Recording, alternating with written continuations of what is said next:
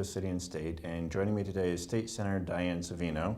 And we're meeting because coming up soon is the medical marijuana bidders. They'll be announced in coming days or weeks.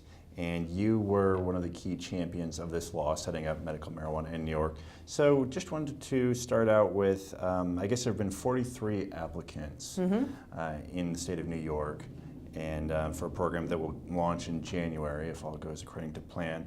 Do you feel like that's a good response, that there are a lot of interest here to set up a program? Well, in the beginning, when we passed the legislation, John, and you guys covered it very extensively, there was some concern that we were constructing a program that was so narrow that we would actually act as a deterrent to qualified bidders. So there was a little bit of a fear that we weren't going to get any people. And in fact, I think 43 is a pretty good number. I don't have an opinion on any one of the individual applicants, but that's up to the Department of Health. But from what I've heard from both the department and from people in the industry, these are some of the best, most respected people in the industry partnering with New York State entities, because that's key to this legislation, to bring a program to New York that is going to be what we hope to be the template for the nation.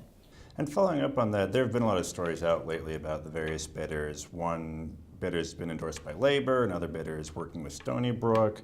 There have been some more negative stories. There's a bidder from a guy from the Wolf of Wall Street movie. I read that. But maybe you could walk us through, what are the basic criteria? What makes a good bidder? What makes a not so good bidder? Well, again, this is just my opinion because Sure. I don't have a vote on this. But from what I understand from having extensive discussions with the Department of Health, particularly during the development of the regulations, was they have concerns about a few things. One, they want to make sure that if they grant a license, because there's only going to be 5 with 20 dispensaries, that if they grant a license to one of the applicants, that they're able to be up and running immediately, that there's not going to be a significant lag time, because if that occurs, then patients will suffer. So they're looking for people who want to have capital, have property, leases and or ownership of property, that are able to implement them as quickly as possible. They're also looking at a business model that is sustainable, number one, because all of the risk is on the applicant for the first couple of years. Remember, the state's not growing medical marijuana. We're not dispensing it. We're regulating it. But we're regulating it similar to the way we regulate liquor licenses and casinos. But there's a big caveat. With liquor licensing and casinos, we issue the regulations, you apply for a license, you're granted a license, you conform to the license. But then you're able to sell the product to anybody that is legally able to purchase that product, and all that usually is by age. So it's opened up to anybody over the age of 21. In this instance, we're regulating it, and we're also determining who the customers are after the fact. So it's a very risky endeavor for some of the applicants. So what they're looking for is people who are going to be able to absorb that kind of risk in the short term before they make any money. And the other thing they're looking at in the business model is what they call geographic diversity, because they're sensitive to the limitations of the size of the program. And so what they want to see is, how would an applicant not only grow the product, process the product, because that's key, you can't sell the flower product, and how are you going to be able to make sure that patients are able to actually obtain the product? So that's going to be what separates people in this process. And you mentioned the timeline and not wanting to have patients wait too long, but obviously in the legislature this year there was a bill passed by both houses to expedite the process, I think for children with epilepsy. You were concerned about that bill specifically for legal issues. So could you walk us through what the risks specifically might be, well, again, if the governor decides to sign it? And by the way, I've recommended that he not, and not because I'm not sympathetic to this subset of patients. What I'm mostly concerned about is that anything that deviates from the Department of Health's timeline, which of implementation of 18 months, could potentially derail the entire program for a couple of reasons. First of all, if we could wave a magic wand and get access to patients, we would have done that. The governor did request from the federal government a waiver from them to allow for the importation of medical marijuana from other states. And the federal government has said resoundingly no, which is what they've said to every state, because the federal government's position on marijuana is it is a Schedule I substance, and for those of you watching at home, what that means is there is no legitimate purpose for the use of marijuana. They classify it the way they classify heroin and LSD. So they were not willing to grant any waivers to New York State any more than they were willing to grant it to anyone else. So you have to grow your own product in your own state. You have to process it in your own state. And you have to make sure you don't do anything to attract the attention of the federal government, who could come in, swoop in, and shut down the entire program, thereby jeopardizing access to treatment for every patient. I also am somewhat concerned about us cherry-picking the sympathetic patient, because in the efforts to do that, we leave out all the thousands of other people who are equally affected and waiting for treatment. We set out in our legislation an 18-month time frame. It's written into the law. And I did that for a reason, because I wanted to make sure New York actually was up and running in a reasonable amount of time. Every other state that's done it, on average, it's 25 months. So we're fully 7 months ahead of the average time. But there are other states, like you look at New Jersey. You had a legislature that passed it, and a governor who signed it on the way out the door, and an incoming governor who was totally opposed to it. And as a result of that regulatory process that Chris Christie set up, 7 years later, New Jersey still only has 2 operating grow houses. We want to avoid any and all potential problems. We want to avoid any of the pitfalls. Particularly, we want to avoid possible litigation against the state by an applicant who wasn't chosen for an emergency. That would shut down the entire system. So what I've asked people to do is be patient. We have established an aggressive timeline. The State Department of Health, to their credit, has met every deadline that they put in place. And I fully expect them to be issuing licenses by the middle of July, which is what their expectation is. We will have product available for all patients in January, which is what the law says we're supposed to do. And it may be a moot point anyway if the governor chooses not to sign it. And what we've heard from the health commissioner actually several weeks ago is, similar arguments that you're making. There is this risk. So there is, and I know people poo-poo the idea of litigation. Massachusetts had a real problem where there was just discrepancy in the implementation of the regulations and the certification of various applicants. It led to 12 different lawsuits, and that set back their program almost 2 years. And you also mentioned the federal issue.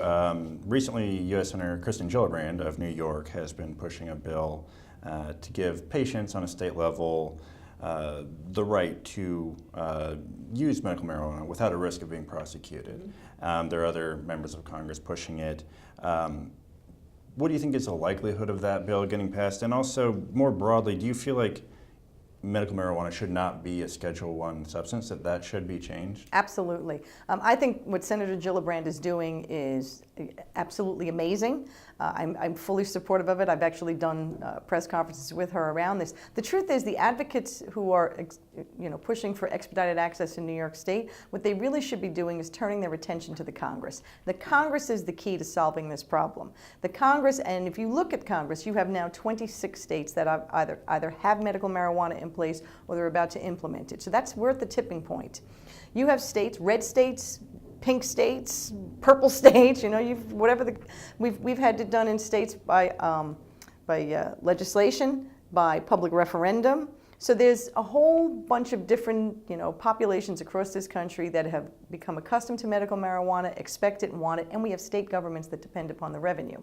So it is time for the Congress and members of Congress from those states to step up and say, it's enough already. We need to change it. Start with rescheduling marijuana. If you don't want to legalize it the way Canada has done nationally, let's start with rescheduling it from a 1 to a 2. That makes it much easier. It makes it easier for states to import it across state lines. It makes it easier for patients. It makes it easier for the industry. It'll make it easier for banking purposes. Right now a lot of banks are still leery. They don't trust that the federal government isn't going to interfere. So we could solve all of those problems with just rescheduling it. And I think that would also make it easier to do research. Do you feel like there is enough research on medical marijuana at this point, or do you need more invested there? Interesting, John. Yes, there's plenty of research. It's just not done here in the United States. And we're an amazing country, but we're not the only one. We have a great healthcare system, but we don't have the best, and we don't have the only healthcare system. There's landmark legislation in places like Israel and the Netherlands and Ireland and Canada. So we rely on that as we develop policy here. But you're right. This willful ignorance with respect to the value of medical marijuana is standing in the way of research that could be done right here at home. We could be doing it at the University of Rochester. We could be doing it down in Washington. There's Johns Hopkins University, and that would make Americans feel better, I guess, about it. But it's just this simple, as I said, it's willful ignorance with respect to medical marijuana.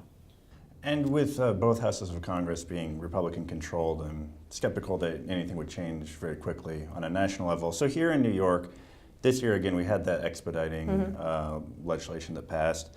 What do you think is the next battle in New York? Is there, you think, going to be a push to expand the number of diseases that are covered, or to broaden beyond like the 5 licenses or the 4 dispensaries, or is there some other front that, you know?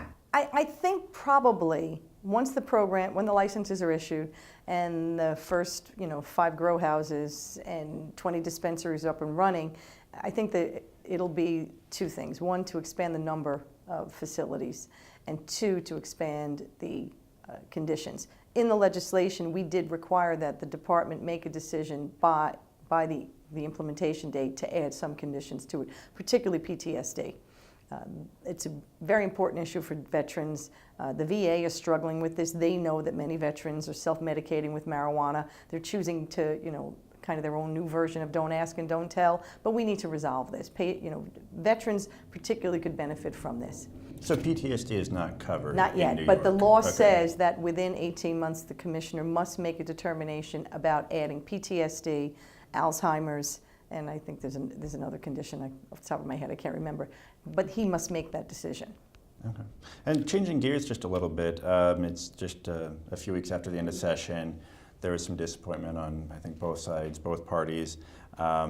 Also, Mayor de Blasio here in New York City was disappointed. He lashed out at the governor. They've had this back and forth. Do you want to weigh in on which side to take? There's always disappointment at the end of the legislative session because no one ever gets everything that they want. I have one of my favorite expressions, John, is there's people in hell that want ice water. So you're not always going to get everything you want. You have to determine whether or not you got what you need. And there is nobody that really could evaluate what has happened in Albany in the past 2 years with respect to the city of New York that could say that the city got shortchanged. We're no longer talking about huge reductions in aid to the city.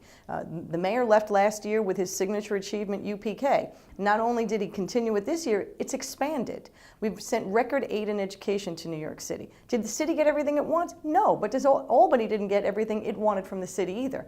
We had a spirited debate over whether or not we should restore firefighter and police pension benefits. The city disagreed. Albany is, we're not giving up. We're going to continue that fight. The mayor wanted, stronger rent laws. The rent laws were strengthened, but not to his satisfaction. But again, we live to fight another day. I don't know why he thinks he's done so poorly, but he needs to, perhaps while he's on vacation, kind of sit back and reflect on how well he actually has done. And then getting even more local for you in Staten Island, there's a DA race. Dan Donovan moved on to Congress, and you have an opening there. And Michael McMahon, the former congressman, is the Democratic nominee, running against Joan Aluzzi, who's a former assistant district attorney, I believe, in Manhattan. And you recently endorsed McMahon. Tell me why, and how do you see that race playing out? I believe that Meg McMahon is, uniquely positioned to win this race. He's been an elected official on Staten Island in some way, shape, or form for the better part of a decade. He's certainly got experience dealing with, city budgets, state budgets, and having been a member of Congress, you could say he understands, day-to-day combat. I don't know Miss Aluzzi. I've met her once or twice. She seems like a pleasant individual, and I'm sure she's, qualified. But she's never been involved in politics. Being an ADA is not the same thing as being the DA. Being an executive is not the same as being one of your staff members, because you have to be able to run an office. You have to manage a budget. You have to understand how to lobby and secure funding for yourself for the various programs that the DA's office wants. In that respect, Mike McMahon is, a way better candidate. And I know that some of her supporters are saying, well, he's not a prosecutor, he's a politician. And it's kind of funny because when Dan Donovan ran the first time for DA, that was the argument that we used against him. We were running an experienced prosecutor, and in fact, that was his tagline, David Lair, an experienced prosecutor. The people didn't care. What they wanted to hear was how are you going to administer the office and make sure that we kept Staten Island safe, and that's an argument that Mike McMahon is uniquely qualified to make. Senator Savino, thank you. Thank you.